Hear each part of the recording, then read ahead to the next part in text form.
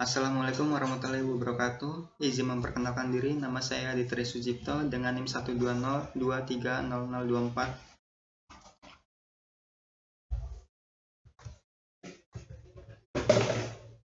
Di sini saya akan menjelaskan pengertian KDH dan KDF.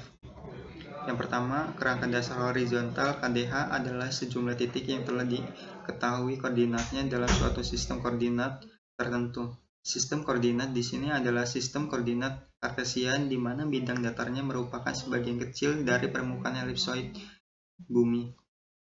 Kerangka dasar vertikal KDF merupakan kumpulan titik-titik yang telah diketahui atau ditentukan posisi vertikalnya berupa ketinggian terhadap bidang rujukan ketinggian tertentu. Bidang ketinggian rujukan ini bisa merupakan ketinggian muka air laut rata-rata, mean sea level MS atau MSL, atau ditentukan lokal.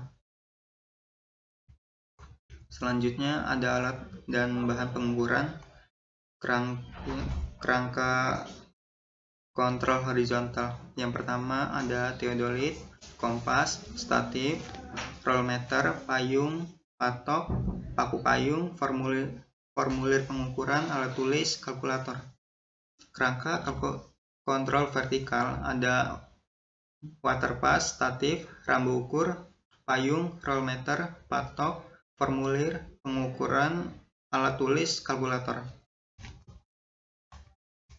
Selanjutnya kerangka dasar horizontal atau KDH. Poligon adalah serangkaian garis berurutan yang panjang dan arahnya telah ditentukan dari pengukuran lapangan. Berdasarkan bentuknya poligon dapat dibagi dalam dua bagian, yaitu visual dan geometris. Poligon berdasarkan visualnya, yang pertama ada poligon tertutup, yang kedua poligon terbuka, yang ketiga poligon bercabang. Lalu poligon berdasarkan geometris. Poligon terikat sempurna, yang kedua poligon terikat sebagian, yang ketiga poligon tak terikat atau poligon bebas. Selanjutnya ada tahap-tahap yang dilakukan pada kerangka kontrol horizontal adalah menentukan jarak. Yang pertama, menentukan jarak antara patok dengan menggunakan rollmeter.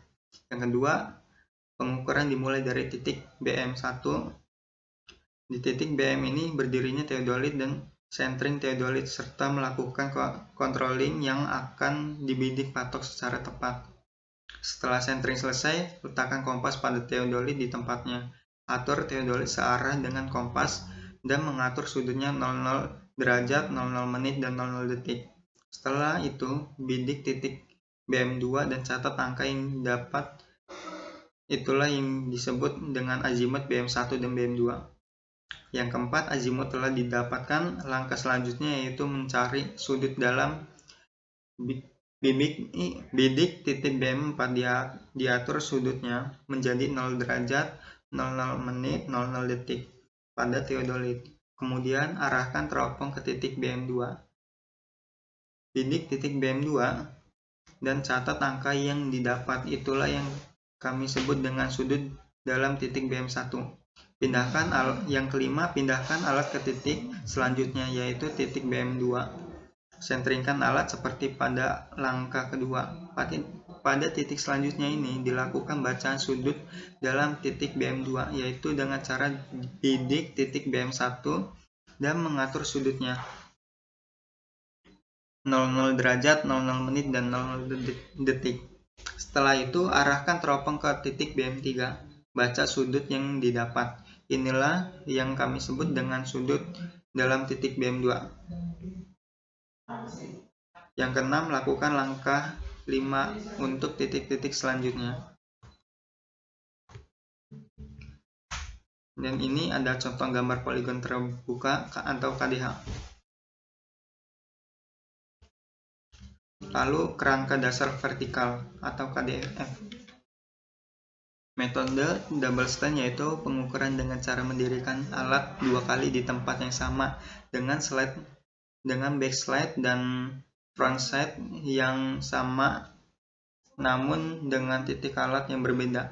Arahkan dan perpindahan tempat berdiri alat sama seperti metode pengukuran pergi, yaitu searah jarum jam. Tahap-tahap pengukuran kerangka kontrol vertikal yang dilakukan dalam metode ini adalah setelah melakukan penempatan dan pendataran leveling alat, ikuti langkah-langkah berikutnya. 1. Bidik rambu belakang, kemudian catat benang tengah, benang atas, dan benang bawah dalam 1 kali pembidikan.